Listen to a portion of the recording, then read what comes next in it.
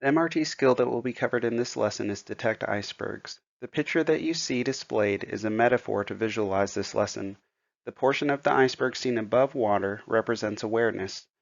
Our heat-of-the-moment thoughts are in our awareness, whereas iceberg beliefs and values are often outside of our awareness, illustrated by the portion of the iceberg seen below water. Detect icebergs is the skill of identifying and evaluating core beliefs and core values that fuel out of proportion emotions and reactions. Detect icebergs helps to build self-awareness. Identifying icebergs allows you to change them if they are causing counterproductive emotions or reactions, and to reinforce them if they are generating productive emotions and reactions. Knowing your icebergs gives you greater control over your emotions and reactions. Heat-of-the-moment thoughts are what we typically identify with the ATC model. Heat-of-the-moment thoughts are what we are thinking. They are top of mind and are easy to identify. Icebergs develop over time and are typically rules and very strongly held beliefs. Icebergs include both core values and core beliefs. Core values are what one aspires to or what one believes they, the world, and others should be. Core beliefs are what one believes to be true about oneself, others, and the world, or the way it is. Values are also discussed in goal setting. Detect icebergs involves looking at one's values and beliefs in greater depth. I do want to emphasize that icebergs are not always bad, wrong, or in need of being changed. As mentioned in the metaphor on slide 1, icebergs are not fully in our awareness, but we can learn to identify them. Take a few moments to review examples of icebergs. Icebergs are often broad rules for how the world should operate or how the world is. People have many different icebergs, and it is never our role to judge someone else's icebergs.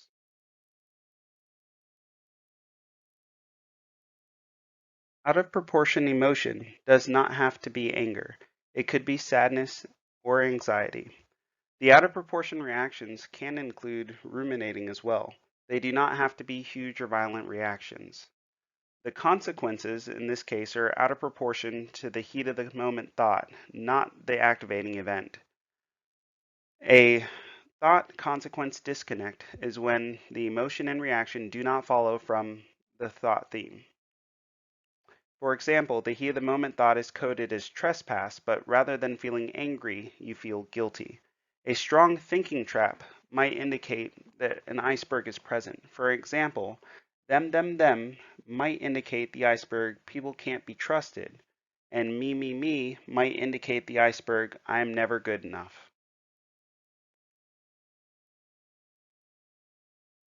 The next few slides will build off of this scenario. Take a few moments to review.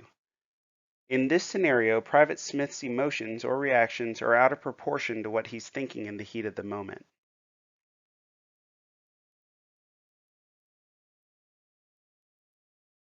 On this slide, we will go through the ATC model from the previous scenario.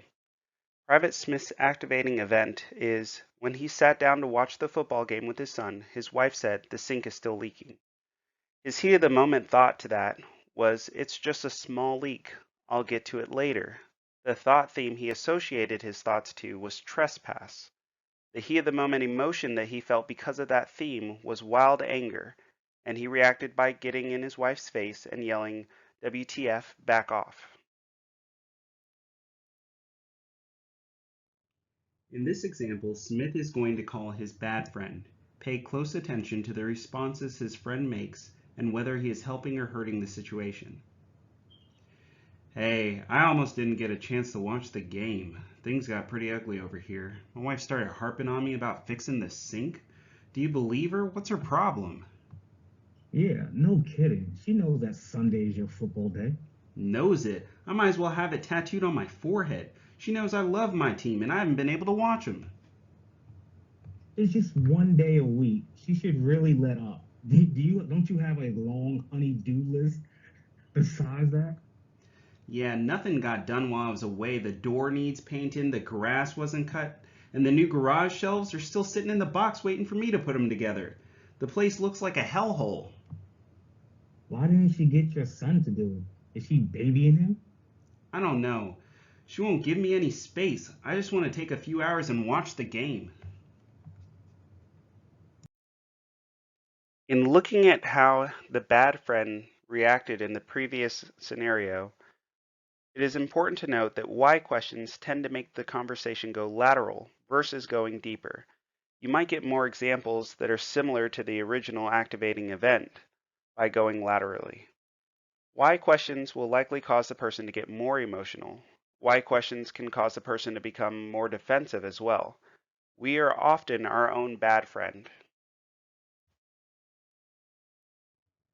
In this example, Private Smith calls his good friend. Pay attention to how his friend diffuses the situation and makes Private Smith think about his reactions.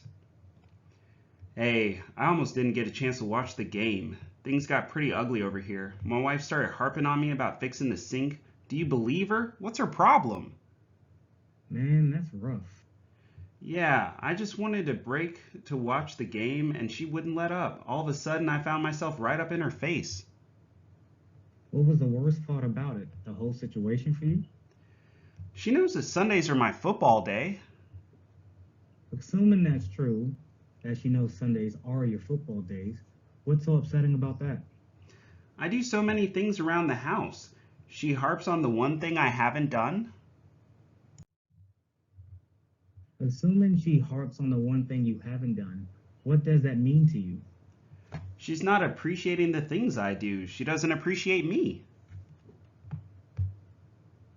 What was the worst part of her not appreciating you? If she doesn't appreciate what I bring to the table, she doesn't respect who I am as a husband and a father. Assuming that is true, what does that mean to you? She's not respecting me. If you've earned respect, then people should respect you. In this example, we've seen that with interpersonal situations, getting to the iceberg can help you move from the wrong fight to the right conversation. As seen on the previous few slides, what questions lead to curiosity, reflection, and openness, and why questions lead to defensiveness and rationalization. The what questions on the slide are only sample questions. Any what questions are fine if they help guide the person deeper toward his or her iceberg and do not keep the person focused on heat of the moment thoughts. You should anchor each question with the last response. Repeat back exactly what the person said. Don't paraphrase. You can identify your icebergs by asking yourself 4 simple what questions. The what questions help you to be curious about what triggered your strong reaction, whereas why questions tend to lead you to defensiveness and rationalization. Once the iceberg has been identified, you can ask yourself questions to evaluate whether the iceberg is something still valued or believed in, whether it is overly rigid, whether it is helpful, or if it is getting in your way, whether you can change your emotions and reactions in response to the iceberg to make the situation better, and whether there is a more direct conversation to be had. An overly rigid iceberg is one that is too inflexible, such as I always have to do everything perfectly, or too narrow, like a good mother tucks her children into bed every night. Once the iceberg has been identified, you can reflect on whether or not you want to change or reinforce the iceberg. If you want to reinforce it, reflect on how you can do so through your actions or decisions. If you want to change the iceberg, reflect on how you would start to change it. For example, challenging yourself to perceive yourself and or the world differently, or putting yourself in experiences that will help you to shift that value and or belief. You may find that an iceberg is not serving you well in a particular situation and is undercutting your resilience, or that something you used to believe strongly has changed over time. It is also possible to find that you still believe your iceberg, um, but that you could be less rigid about it. Detecting icebergs is about going vertical when otherwise you might go lateral.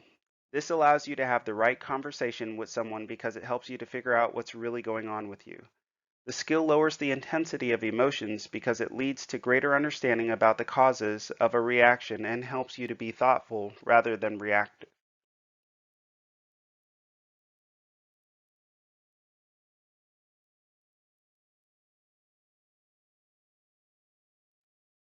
What is the skill? Detect icebergs is used to identify and evaluate core beliefs or values that are driving our emotions and reactions. When do you use it? Use detect icebergs when your emotions or reactions seem out of proportion and they are undermining your performance or effectiveness. Use it with others only when an appropriate relationship exists. How do you use it?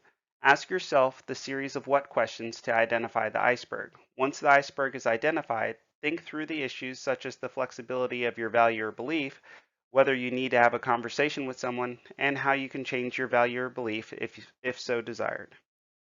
Detect icebergs helps to build the MRT competency of self-awareness. Identifying icebergs helps us to have greater control. Identifying icebergs helps us move from the wrong fight to the right conversation. This concludes the lesson.